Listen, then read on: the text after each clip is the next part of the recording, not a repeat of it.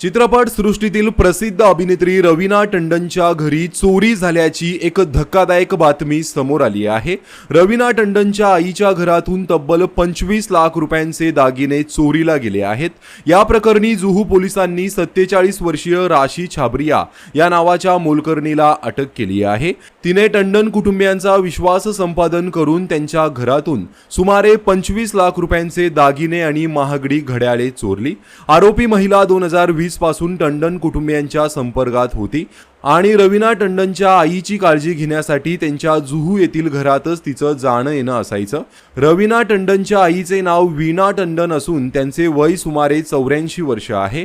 आरोपी राशीचे टंडन कुटुंबियांशी खूपच चांगले संबंध निर्माण झाले होते, ज्यामुळे सर्वांचाच तिच्यावर विश्वास होता।